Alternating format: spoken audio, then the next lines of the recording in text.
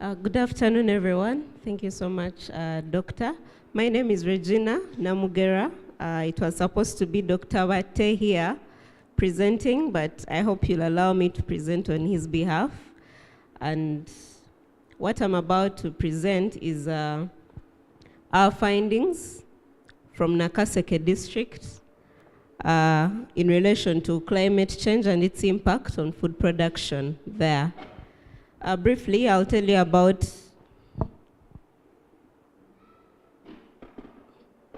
Tree Adoption Uganda, the organization which I work for. Tree Adoption Uganda is a youth-centric organization that deals in landscape restoration activities, environment, climate change, waste management, and among other things like training youth and communities so that they can flourish, not only in their communities, but also as individuals. I'll not take so much of your time introducing, so I'll just dive in. And this is what I'm going to present, the impacts of climate change on the food production of Ugandans, a case study of smallholder farmers in Nakaseke district.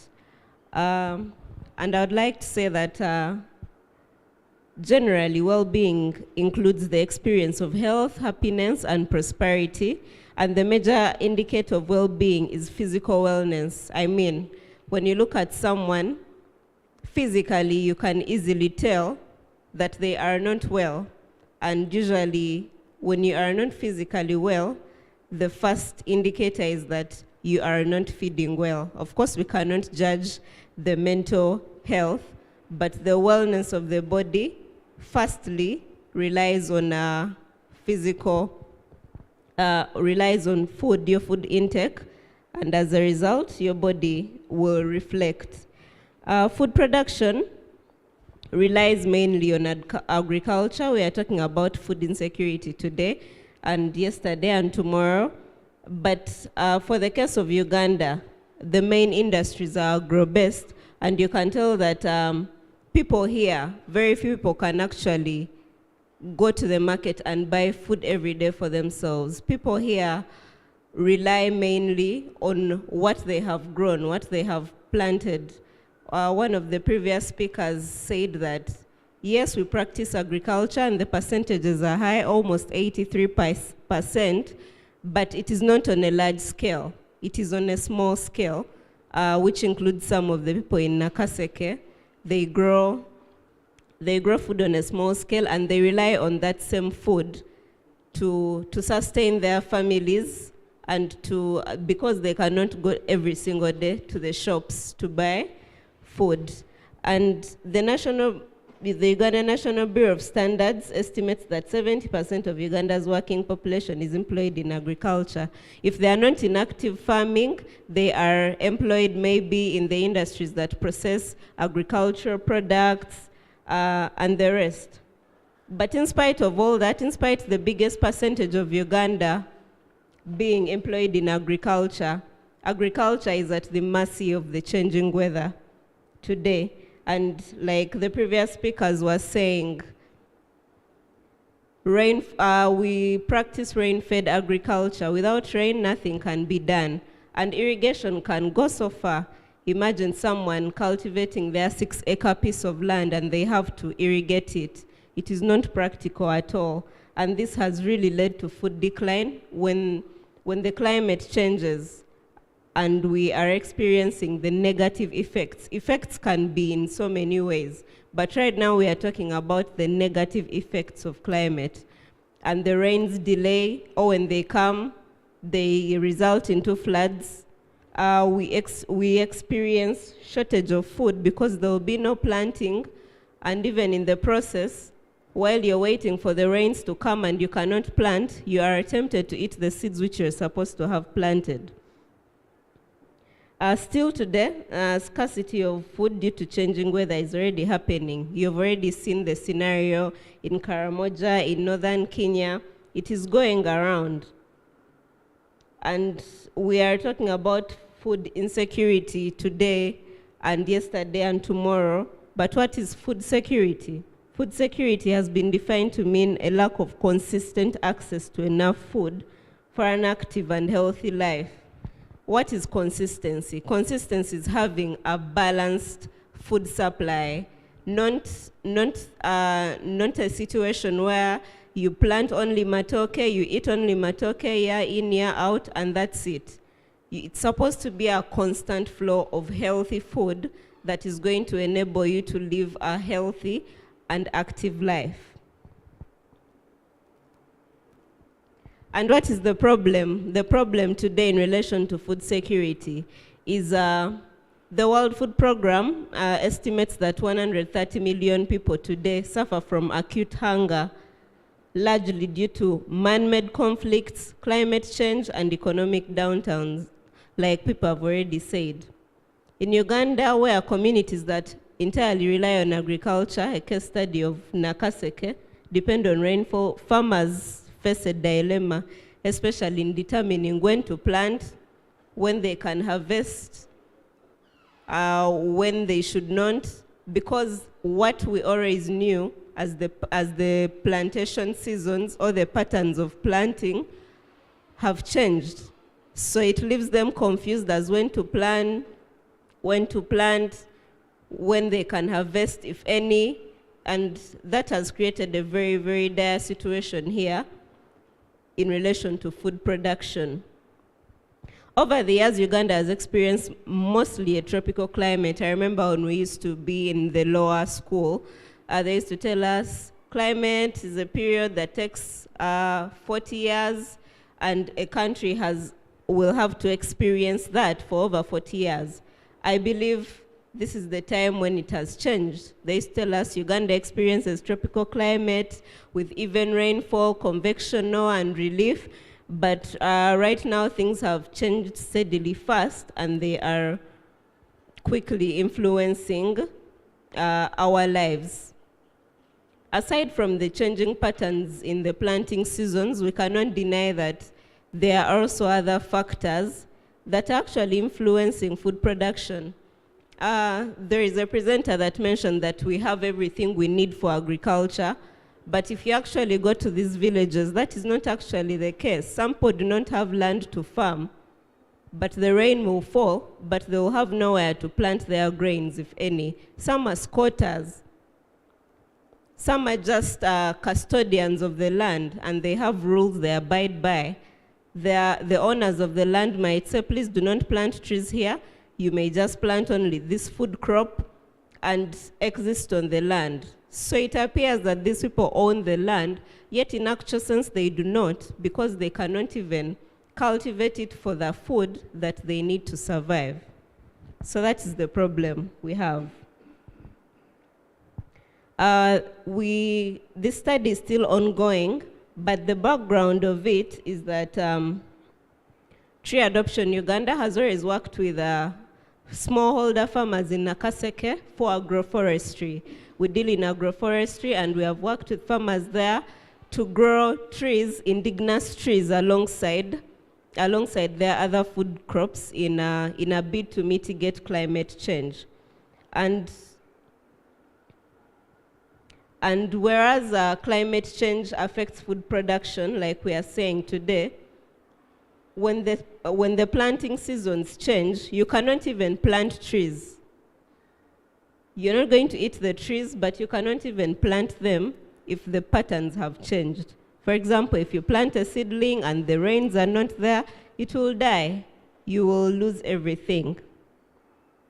So we based on that to go to Nakaseke to interact with the people we have always worked with, and also the other farmers, to know their view about climate change in relation to food production. The methods we used to gather this information was by random sampling of the people we were already working with, of the smallholder farmers we were already working with, as well as other participants.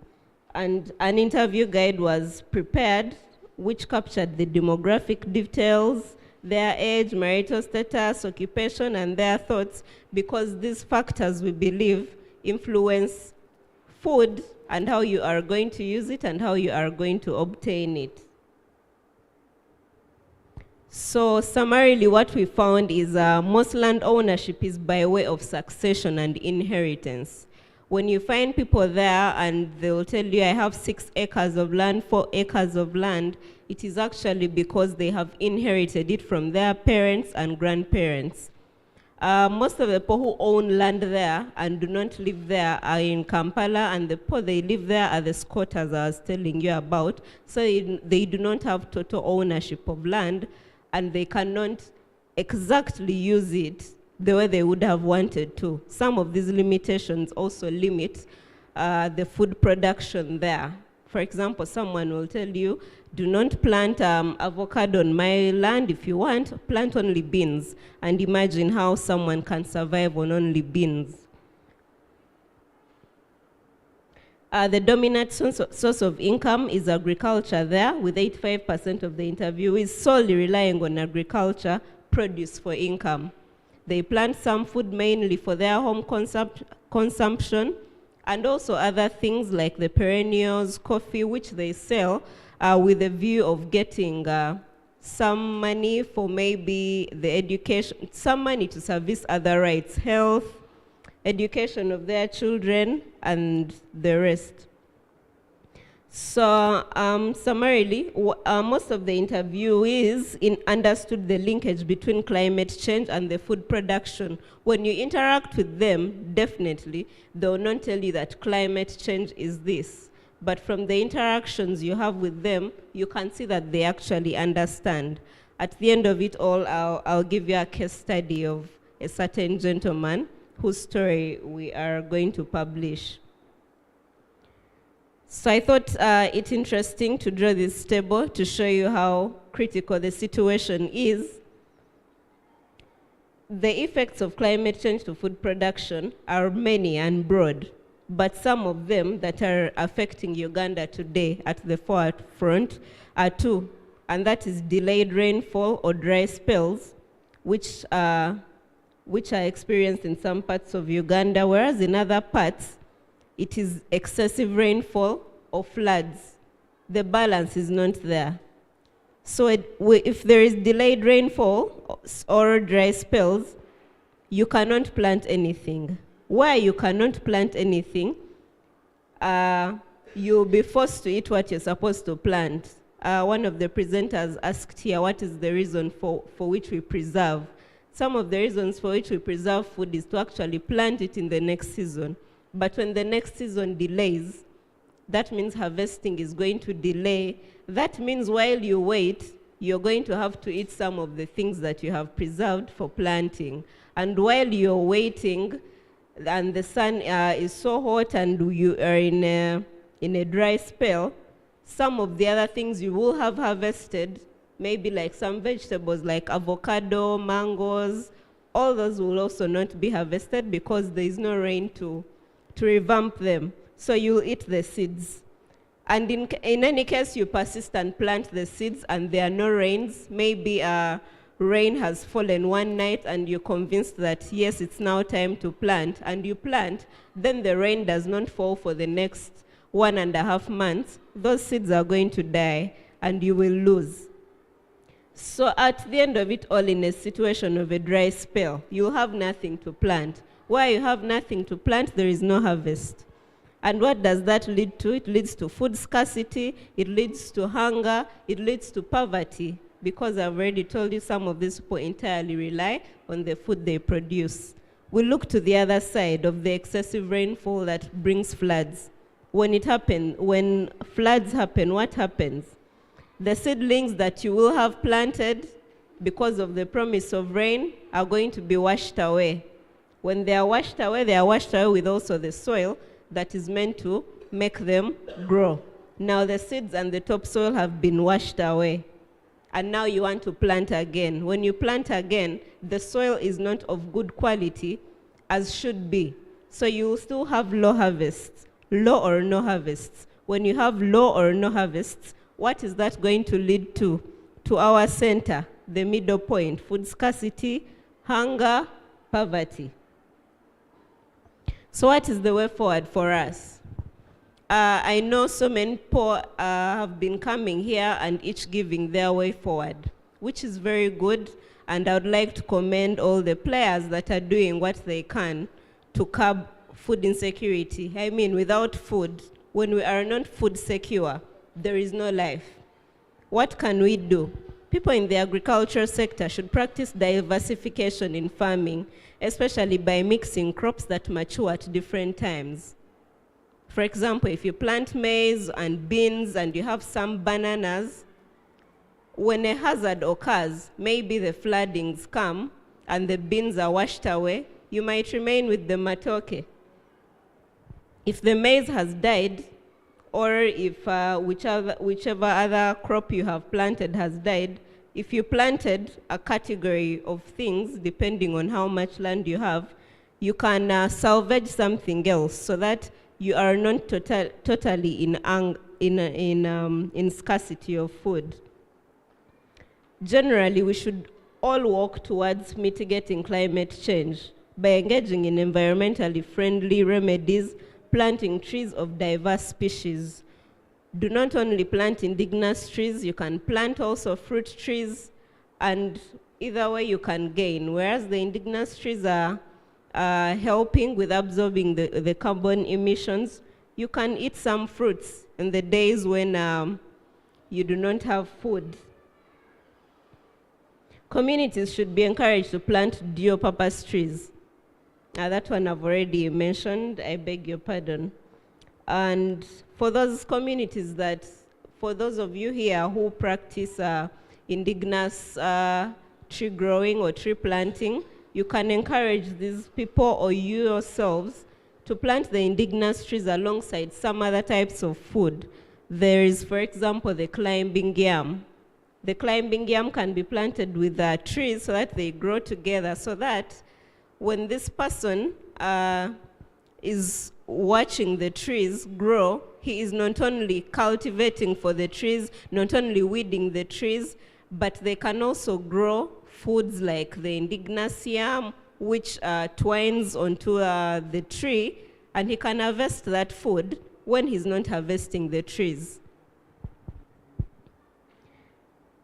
MDAs in charge of climate should take cognizance of the fact that we are now in an era of a climate crisis, and therefore should practically plan for disasters that might occur in communities that may be prone to food insecurity due to the effects of climate change. We have seen these things happening. It should not be the situation where whenever a catastrophe occurs, we have to plan again. We have to plan again and promise to plan again.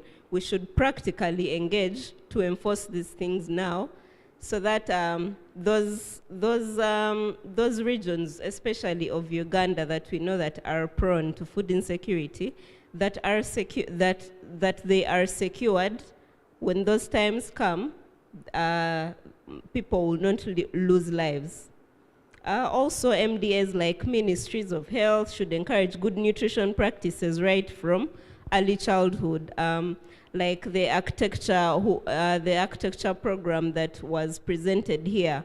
It is so important that children are taught about these things right from the grassroots, so that when they grow, they are not learning afresh how important climate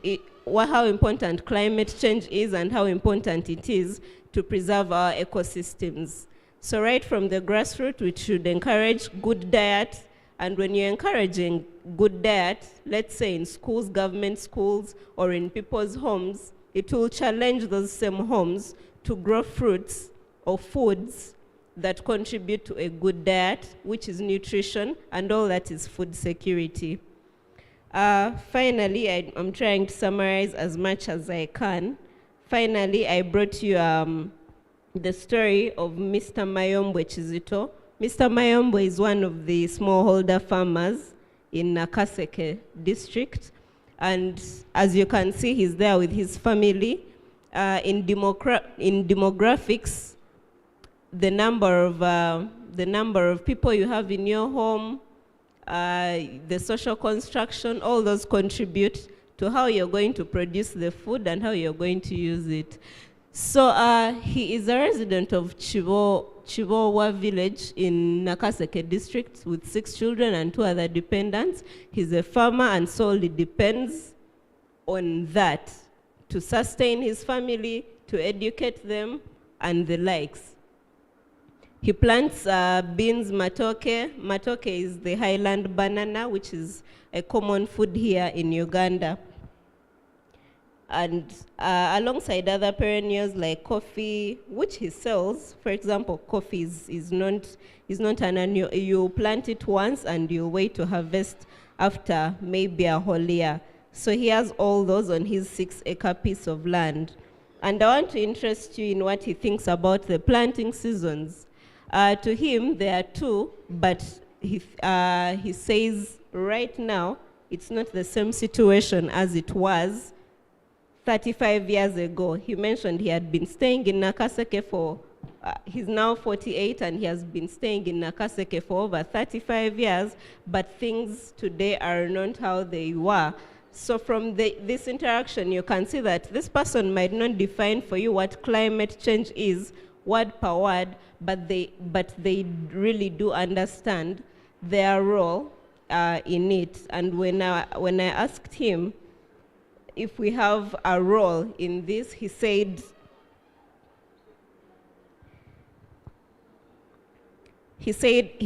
that yes, we have contributed so much.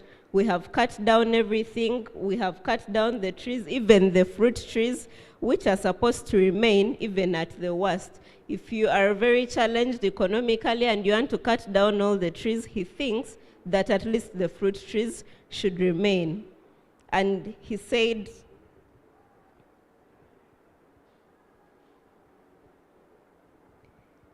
that when you cut down the trees, even the leaves from the trees that are supposed to fall onto the ground to sort of mulch and maybe create some organic manure will not happen. And this will still lead to low yields in food production.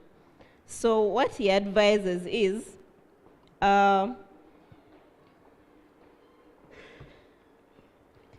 he advises farmers and everyone else who does not call themselves a farmer, but they practice this business, to practice intercropping as well as plant more trees to combat the effects of climate change. Where I approached him is he's one of the people we work with in agroforestry. He has a whole 2 acres of indigenous trees, but in which he also plants other food crops.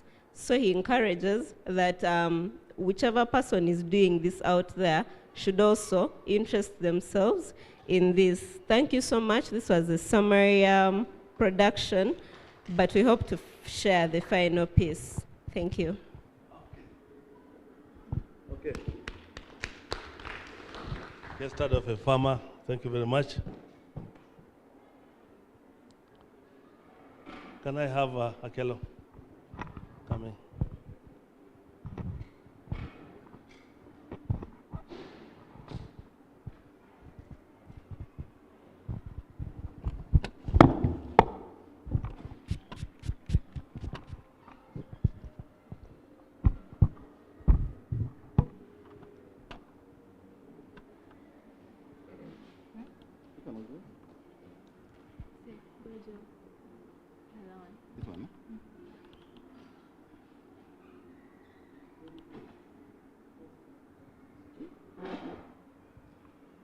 Good afternoon, everyone. I'm Maria Grady Akelo from Grogel. I'll be presenting to you a smart climate solution, or a climate smart solution to agriculture.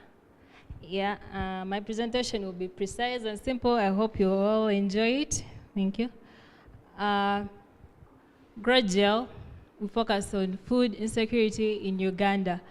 Earlier presenters gave the statistics about the country, how Uganda has the capacity to feed around 200 million people. So why are some parts of the country still food insecure? Well, some of the reasons could be poor infrastructure, inflation, climate shocks and hazards, and also low utilization of irrigation in the country. This is a picture to show you a situation in Karamoja. As you all, okay, for those who read the news and for those who didn't, Karamoja has been experiencing a hunger crisis where a number of people have lost their lives because of low food and hardly having food in that area. So, with the Karamoja situation, around 70% of the people there experience food poverty. This is mainly due to the droughts caused by climate shocks and the hazards there. Yeah, and a statistic says that during drought, 40% of the assets lost are crops. Now, Karamoja already has food poverty, low dietary diversity, and also low livelihood options. So their situation is really badly off. And also, Uganda, at a glance, with over 70 to 80% of the population taking part in agriculture, which is the backbone of the country. But in this 70%, most of them are the small-scale farmers. And these small-scale farmers depend mainly on rain-fed agriculture. So, which gives the statistic that 30% of the cropland in the country is irrigated. And in this 30%, the biggest percentage is just commercial farmers. So you'll find a very few small-scale farmers involved with irrigation. So the majority depends on rain-fed agriculture. So this is where my team and I come in. So gradual, we did our research, a few papers here and there, decided a solution to this dependence on rain-fed agriculture would be a hydrogel. Now, a hydrogel is a hydrophilic polymer, I should say. Hydrophilicity means high affinity for water. So what this cellulose-based hydrogel does, during rainy days, it would absorb the water and hold it in the soil. Like as you see the white circles around the roots, that is the hydrogel holding the water in the rainy seasons or when you water it, when you water your garden.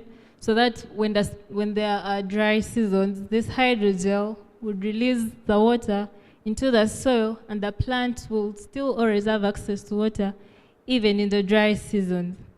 So what we decided that we should do, there are synthetic hydrogels, but we decided to focus on a more eco-friendly hydrogel where we produce it from rice husks, and make this hydrogel.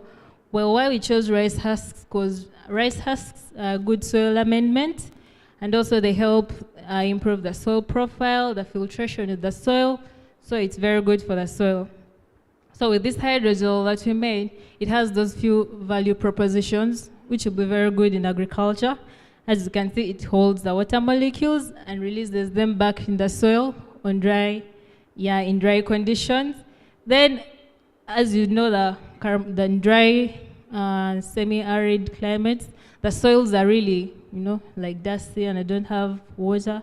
So with this hydrogel, we hope that it will improve the water retention capacity of the soil, which will also reduce the dependence of water, the amount of water you'd need for irrigation to about 40%.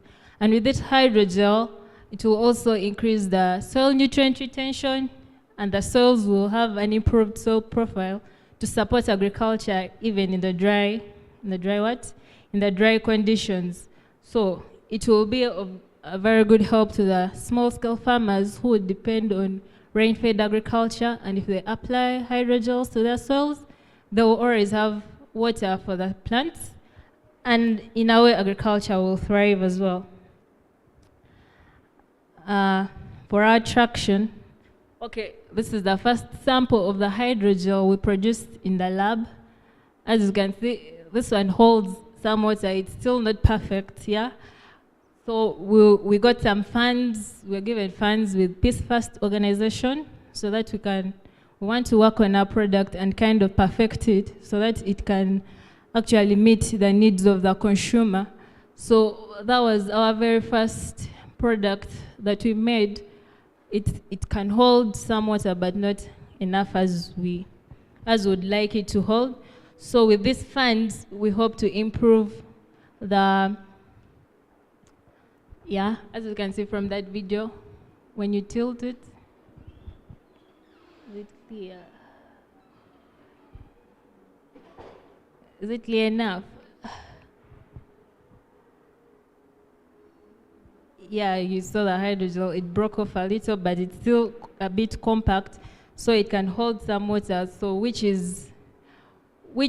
will have to go through some processing procedures so that we get the most efficient processing procedure to make this hydrogel to the limit that we want it to work, and also to test it in the soils and see how far it can hold the water in the soils.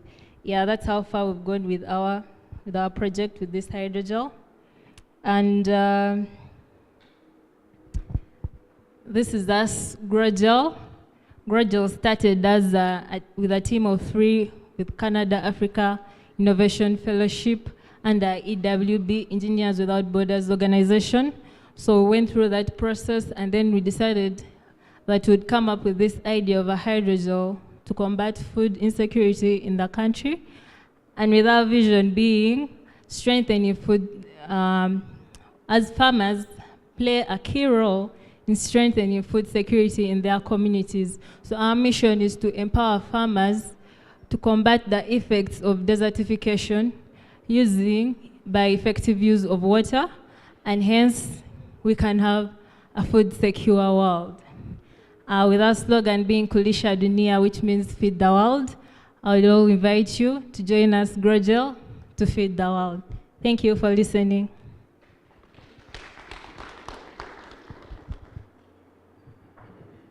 How much is your gel? Don't go away. How much is the gel? Or can we just, you're saying you extract from rice husks? Yeah. Rice husks? Rice husks. These are useless. The one which is in the... Like the milled rice husk. After you remove the grain, the waste that remains. I'm going to go back to chemistry again and do the extraction and see how I can get the gel. And I could, yes.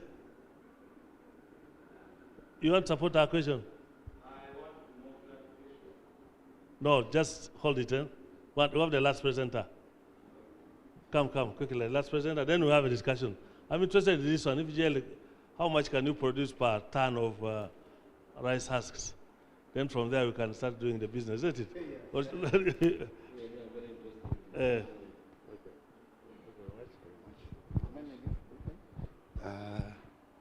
Uganda Food Symposium, that one.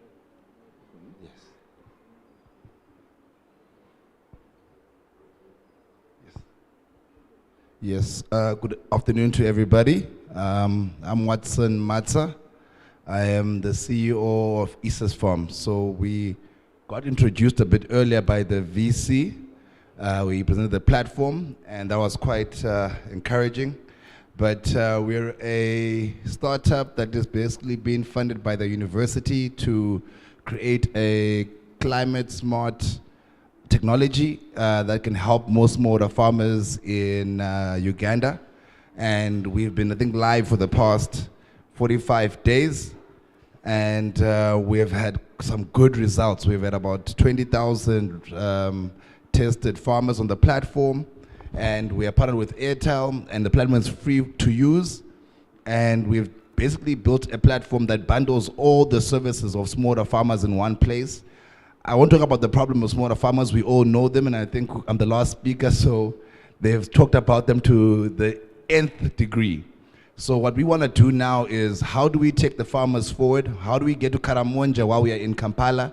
How do we get to the smallest holder farmer who doesn't even have internet connection, money for Wi-Fi, and at the same time, as you know, internet in Uganda is the most expensive internet in the world.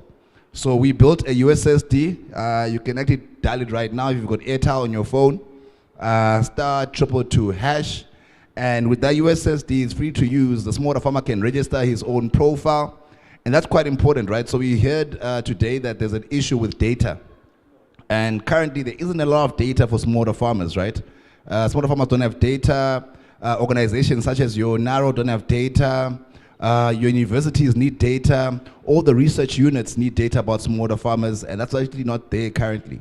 So by creating a digital profile for a farmer using USSD, you're able now to have at least the farmer's profile in the most remote area. And then secondly, we have a novel crop assessment algorithm that basically helps you to manage your crop management, core agronomic data. It can be used for a lot of different things. So something like your soil management, knowing how well your soil is quite important. And if you know how well your soil is over 3 production seasons, you can see how much carbon emissions actually you're reducing. And that's quite important because then you can do carbon credits with that. I know the environmental guys would love that because they don't have that current data currently right now. And also for banks as well. Banks don't want to only know if you've got money, they want to know if you're a good farmer. So they need data to track how well do you farm. And so we help the farmer basically produce that data and digitize that data, but at the same time pass it on to the banks and the insurance companies.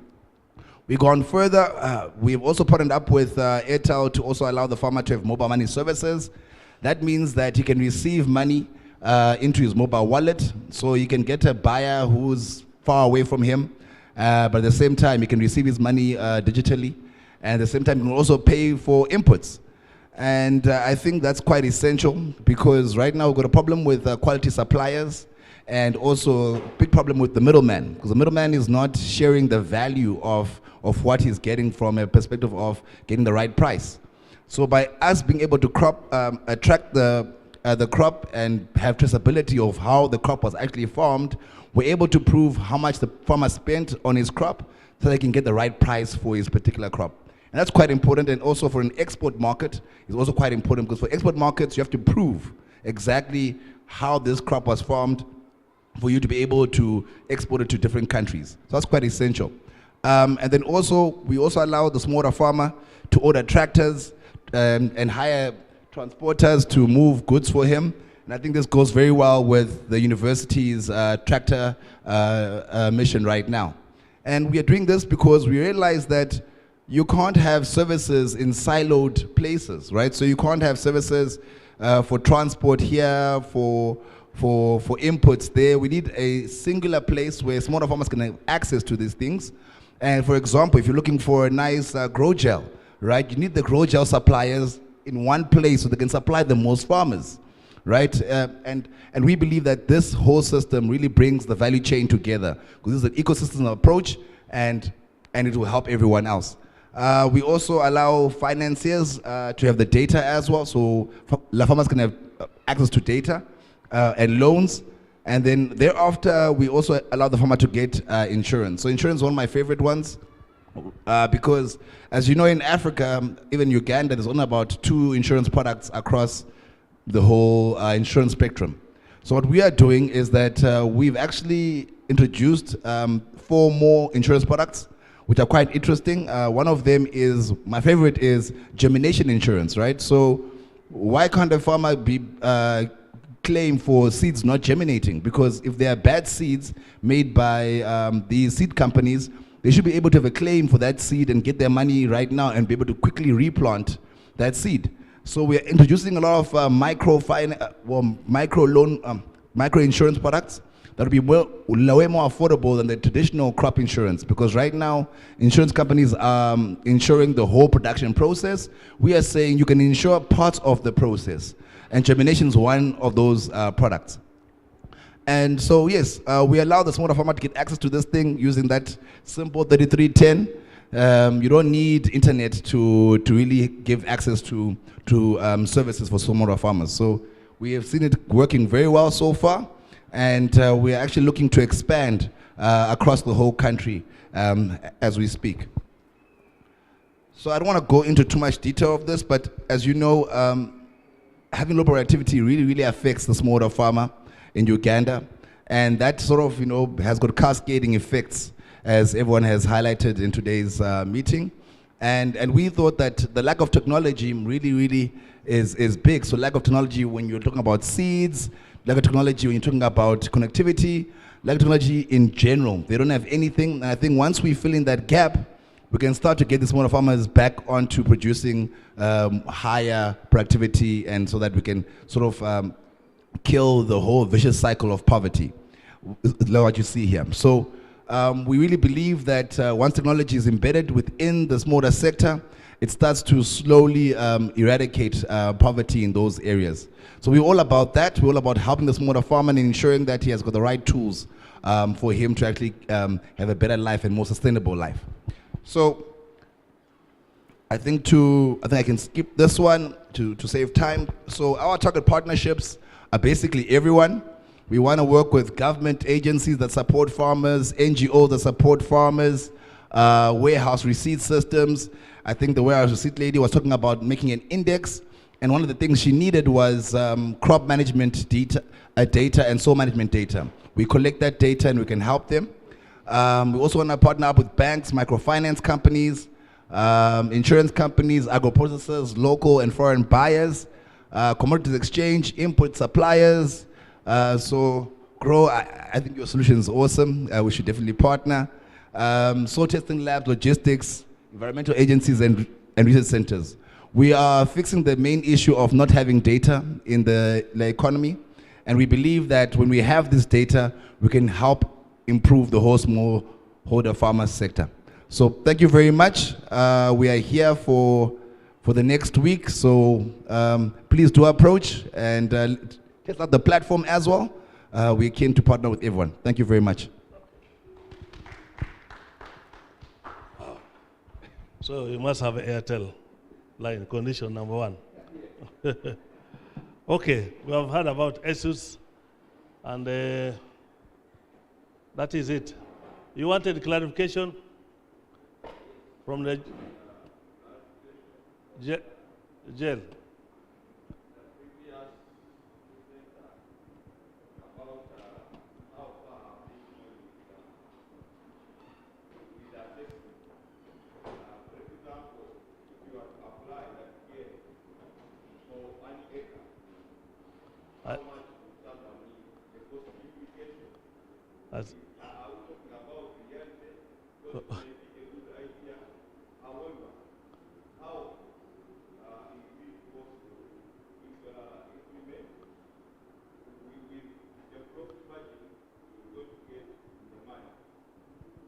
Are you able to answer that?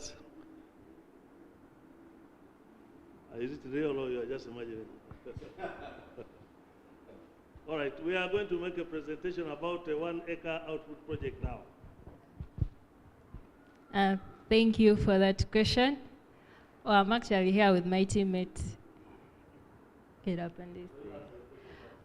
Yeah, my teammate is called Grace Ogeni. Yeah, and for your question, okay, on the market currently there are the synthetic hydrogels, which they are actually using in agriculture. And for 1 acre, 10 kilograms of hydrogel will be effective. And they can go for like 2 to 3 planting seasons for while using the hydrogel. Yeah, and for our case, we are still in a prototyping phase. We kind of connected with that doctor who did the research on rice husks and hydrogel.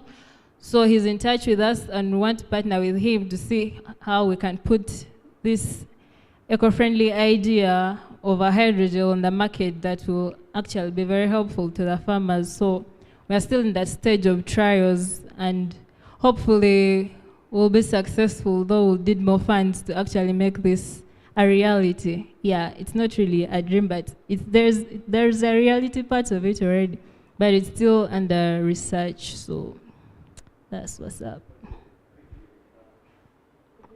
Okay.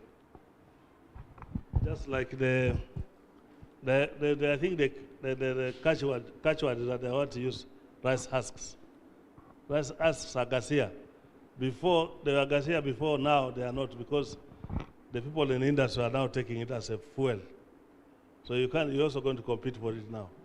Yeah, because now the industry is using it for fueling their processes. We have a presentation here. The launch is tomorrow, so let me give my colleague to do that in 2 minutes, then we close. The 1 acre outcome project is the take-home message or active by everyone when you go home from us. But you have had the architect becoming an agriculturalist. That's very interesting.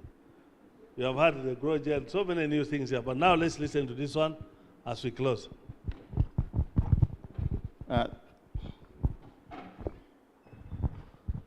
Thank you, Doctor.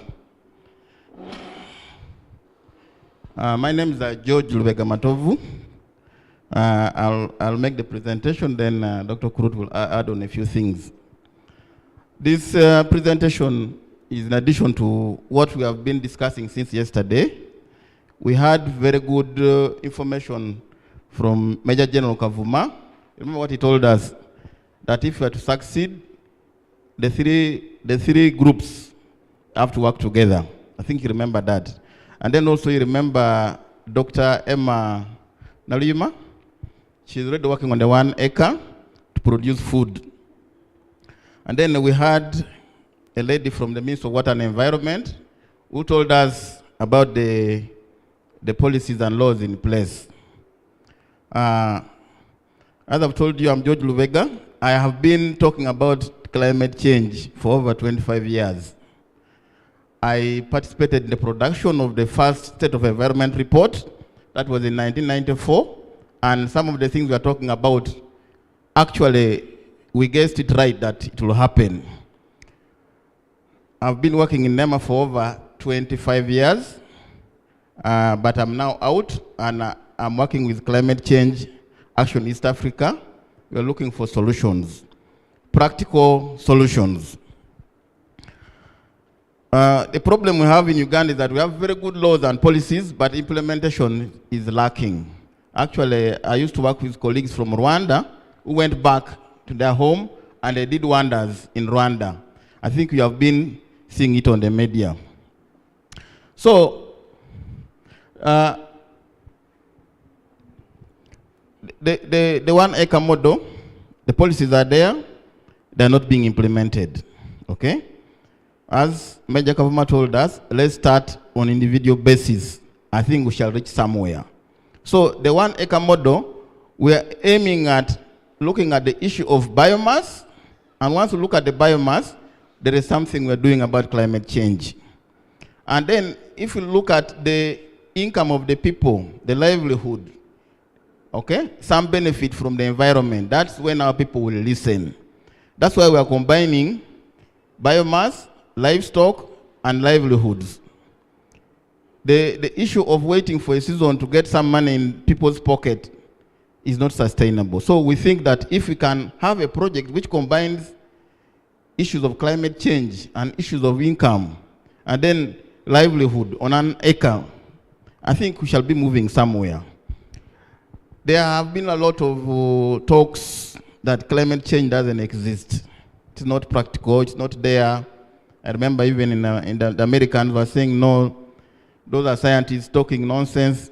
But me, as an individual, I've been observing the changes, for example, in the Semiliki flats in southwestern Uganda.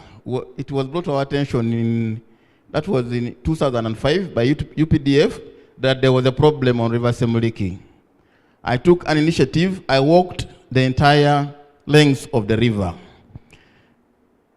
This is River Semiliki, and if you go in the constitutions of Uganda and Congo and DRC, you'll find that River Semiliki marks the boundary between Uganda and Congo. So if it is degraded, then you have a problem. So what we found out is that the oxbows being created were breaking off and were giving our land to Congo. And that was going to result in very serious conflicts. We analyzed the causes and all came back to climate change. And of course, unsustainable land use activities on the what? On the river banks. We had discussion with Congo, but everything was coming back to climate change. And when we went down to the deltas of Semiliki, still we found the deposition of sediment had increased between 1987 and 2007. Now, recently in May, I went and flew a drone over this area. The entire area had been flooded, still because of climate change. The rains had increased, so the water from the River Nile in Ulisa could not allow River Semiliki water through Lake Albert to join the what? To join the Nile. Then there was backflow. So the indicators are very clear that we have a problem. Even our dress code, I think, has changed. If you look at the 18th century, the size of clothes they are putting on have been shrinking with time. I don't know what is happening in 2022, but we really have a problem. Now, Mr. Chair, the 1 acre model, as I told you, we're looking at just getting us 1 acre piece of land from the vast area of land you have. And then we want to use half of it to plant fuel wood. And we wanted to emphasize the natural trees we have, okay? Like the acacia, the combretum. There is a reason for that. And then the remaining 25 decimals, this one here, we use it to plant fruit trees. All these are targeted to put money in the farmer's pocket, because without the money, they're not going to listen to us. And then we use the other 20 decimals for commercial tree blocks, trees like eucalyptus. And then we're also looking at having chicken and goats. Are we together? The commercial fuel wood block, the fruit trees, the chicken and the goats and the commercial trees, all these were aiming at putting money in our farmers' pocket, at the same time addressing our issue of climate change. Now, if you look at, there is a homestead here. It's not by mistake that it's there. We're putting it there because we know that Ugandans are thieves. They're going to steal the chicken at night.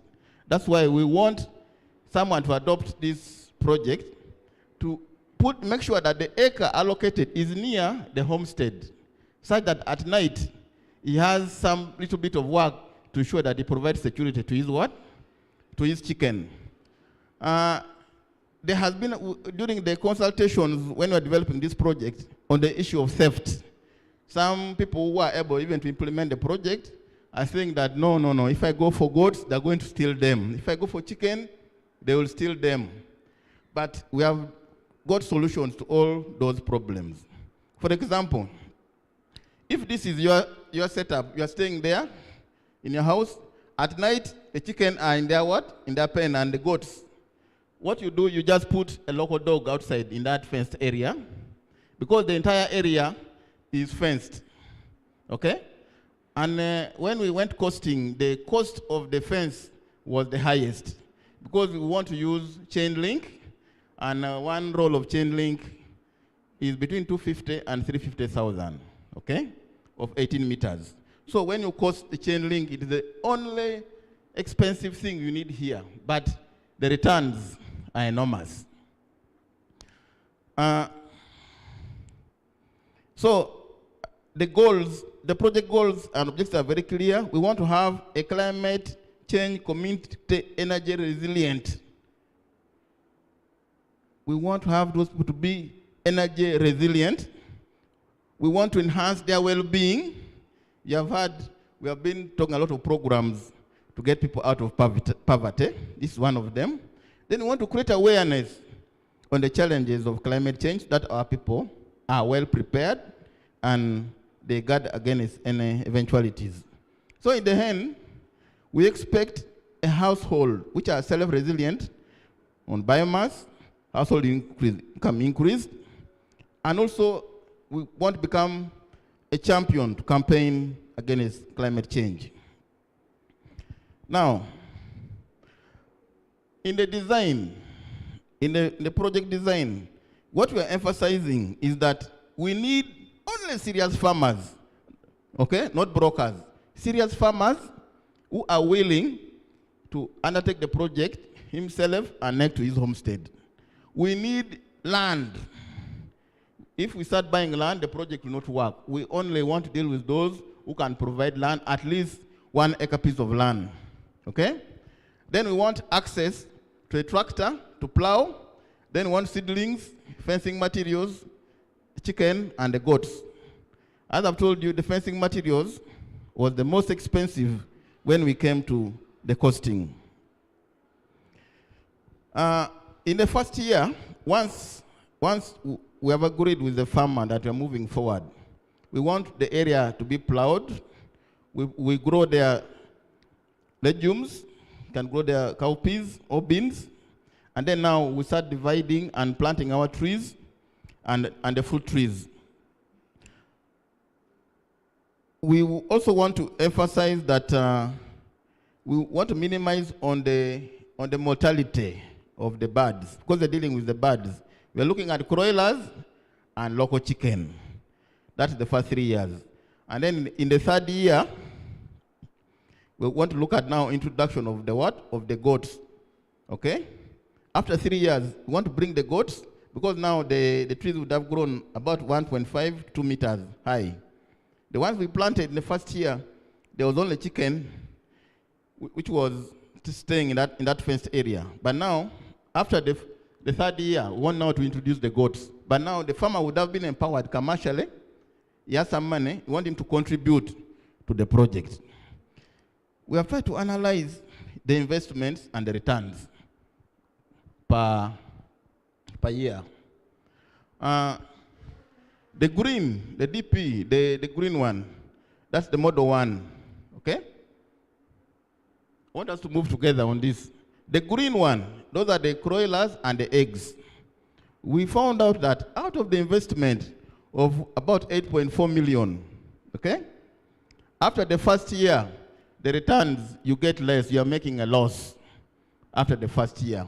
But after the second year, we make some money, and the third year, we make money. Are we together? Model 2, we're looking at broilers, but we're only looking at selling the chicken. Under model 1, we're looking at selling the eggs and the chicken. We calculated it in such a way that for a broiler, after 4 months, we are able to sell that broiler. And then the farmer is able to start getting some money in the pocket. After 6 months, you start laying eggs. The broiler start laying eggs, then you start also getting what? Returns. But after selling half of the 200, we're looking at 200 birds at the beginning. We sell half to get some money to buy more what? More chicks, so that there is continuity for up to 2 years. But when we went to the local chicken, I've told you model 2 and 3, we're looking at selling the chicken, because poultry is a risky business. We want some money to come back early so that we don't collapse completely. We realized that with the local chicken, the one in dark, we are making money throughout. But for model 2 and 3, we are restocking every month, so there is more investment required. Like for this one, model 1, the initial investment is 1 million. Model 2, the initial investment is 4 million.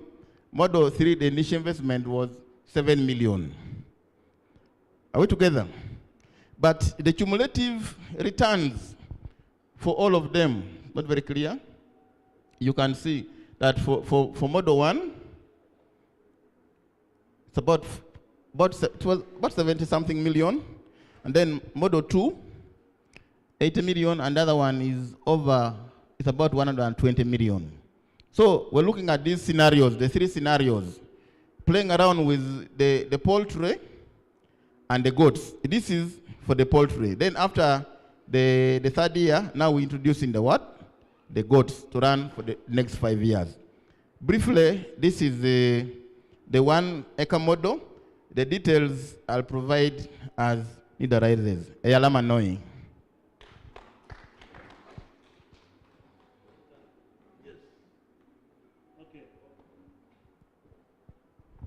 Simple and clear. Conditions are there. The farmer, you must be there. We're not going to rent land. You must have land. You must build it near your home. You must do some work yourself, the farmer. Then the rest will come in. And the result he has calculated, we are basing that 50% failure. Can you believe? If we do very well, 100%, then the rates are also higher. So I think after 1 acre to be getting you 20 million, 30 million in a year, that is an investment that's worth looking at. And actually, On the third year, now you add the value of the trees, the value of the fruit trees. Then we are going to sell the carbon. Because if we are going to get 200 people in a village, that means 2,000, how many acres? 2,000 acres. We qualify to apply for carbon credit.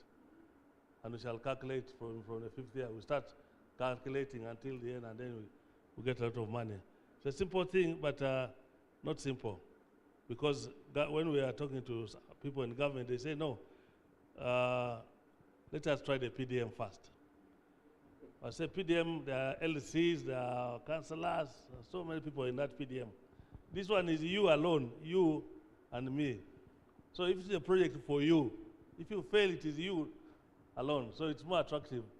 And we have already, yesterday you had the general saying, if you are addressing any security, then you are our partner.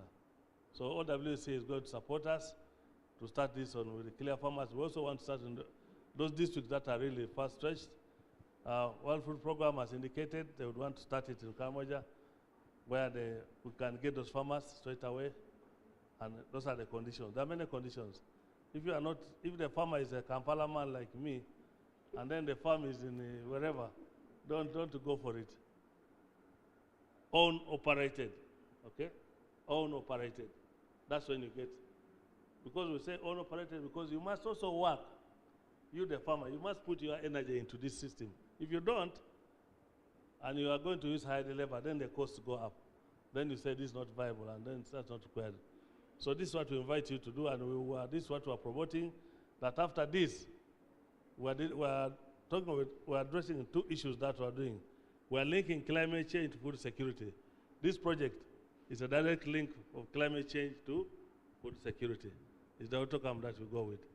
And we welcome as many of you to join us and be ready to be partners if we come, if the partners who are ready, because if we have started it ourselves with our own money, okay? By the way, those who have forests, if you have a big forest of 50 acres like Professor Tenyo here, buy the chain link. If you calculate for a forest, then, because we have visited one farmer in Hoima, he even doesn't know how many sheep he has in the farm. The sheep are producing and just so many. So we have done this because we have seen the similar programs in Peru. When we started talking about this, we talked during those climate change negotiations. A lady from Peru asked me, what have you done? I said, I've done nothing in Uganda. Said, you are just talking. In Peru now, they have recorded 20,000 farmers. 20,000 are engaged in this project. And actually, it's a government project now. They have taken over because it's addressing poverty directly to you, the individual, in your home. And for them now, they think this year they might cover up to 60,000 farmers who are who have enrolled. And for them, they have got some big farmers with big land that have adopted the same system. So the silviculture approach here has brought money. The Chinese, when you go there, they can even use an abandoned mines to introduce the same type of program and integrate livestock, integrate that together. So you don't just plant a forest. Finally, when we are searching in Uganda, comparing to other countries, people in Uganda want to plant trees so that they can benefit while they are still alive. They don't want to plant trees which they say, now at my age now, how should I plant trees? My age is about to finish. Why should I plant trees? It's limiting people from planting trees. Because when they were in 20s, like these young people, they never planted trees. Now, the idea of planting trees is there, but if I put it in my garden, I might die before I benefit. But here, we are going to benefit while we are still alive. And lastly, the fence around there, in Peru, what they've done, they've actually planted, they've used planted trees around each, about 500 trees around each acre as a natural boundary. And that's also what we're going to encourage here. Trees that can bring in more money around the boundary. And I think that's the way to go. It looks easy, but let's go there. All of us in the Climate Change Action in South Africa, that's our project. each of us has established using own money, and we are looking forward to it. And I think after next time we shall invite you, come and see the chicken. Come and see the goats, or whatever you introduce there. So that's the message, and that's the message we want to go with after this seminar. We don't want a symposium closing and there is nothing. We're waiting for another symposium. No. Next time we shall be telling like this. Where was there was a guy Ogwal in the morning was assessing the performance of the small-scale irrigation schemes, which have been done in north and eastern Uganda. We should be assessing what have you done in eastern, what have you done, how have you performed, how did you minimize costs? I mean, because how did you increase your returns to 60, 70%? Now, because we're assuming 50%, because we talked about theft, because that was a fear, theft one, activity number one. So that is the end of that's what we are getting. Tomorrow we are going to distribute I think maybe today, even during at the next function, we're going to distribute the booklet so that you can read it, take it home. Thank you very much. If there are no questions, we want to close the session and invite you, if you have time, there is a panel discussion starting which is starting just after this, in the main, where we were yesterday, where we opened. They are going to discuss, the panel discussion is on food systems, okay? Food system planning in Uganda. Because we have talked about food security here, there's a new concept to call it food systems, where food is not only, for us now, when you mention food, you quickly go to Ministry of Agriculture. But Ministry of Agriculture is just one part of the food systems, because there is Ministry of Transport, or the transport sector, the private sector, who transports food, those cattle, that motorcade from Barara to the market in Kampala, is part of the food system. The trader, the wholesale buyer who buys, is part of the food system. And then the retailer, part of the food system. So the trade is part of the food systems. It's not only agriculture. Agriculture, of course, must produce the food. Then the other travel system. So today's presentation, I think this morning someone said that you can produce food here, and if the road is blocked and there is no way you can go, you are gone. Food will be on the other side, food will be on this side, there is no way it can go. There is no food system there. The food system talks about all those that are involved in the chain, the food chain, from production to my mouth. That's the food system. Because our colleagues, the people who died in California should have died if we had really had a clear food system of early warning and whatever, and food should have gone there early without any interruption. So that's the panel discussion going to take place there. And Professor Pamela Mbabasi, the chairman of NPA, and her team are the ones going to discuss it. So I invite you there. I also want to thank you for having been a good audience. I want to thank you for having been a good audience. I was trying to answer. Thank you for a good audience. We have listened to very good papers here. We have captured them here. We're going to analyze and then come up with a summary. When we ask you to write a better paper for proceedings, we shall reach you. So that we want to share the outcome of these papers for you to read. But also there are going to be key points that we are going to raise, that we want to refer to government for them to follow up as this was an arrangement by the private sector alone, and we want to share it with the government. Thank you very much. We want to clap for ourselves.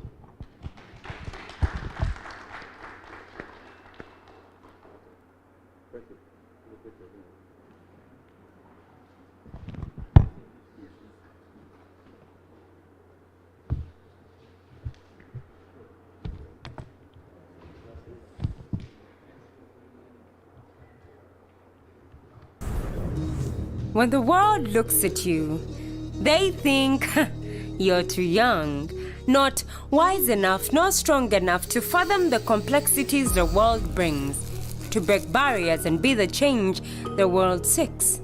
But when I look at you, I see much, much, much more than that.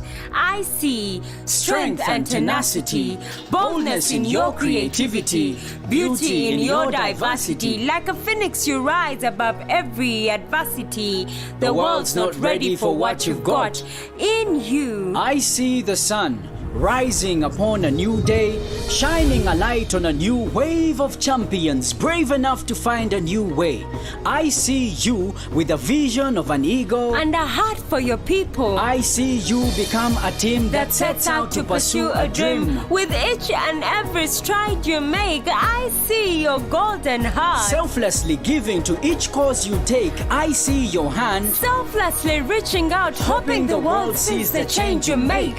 I see Amukasa from Masaka, Akorobe from Kotido, Amukoda from Palisa, Mutuzo from Kisoro, Anabimanya from Katereza, fighting against all odds for the rights of his generation, giving young people hope to live another day, educating young people to make the right choices. I see a pioneer of a new age, rewriting history on a new page, birthing a new generation, beaming with ideas, reconstructing the 7 spheres of life. Oh, I see life like never before. I see you. Ye nkulaba ndaba omuvubuka envumulo, omuvubuka eyeefubako okulwanyisa empologoma y'obwavu ng'ate naki Nalo kulaba Totude Nkulaba. I see you pushing boundaries with each and every stride you make. I see you in a farm, a school, a hospital, on stage. I see you building your nation brick by brick. I see you bring your uniqueness to each and every fabric you weave. I see you thinking and working your magic,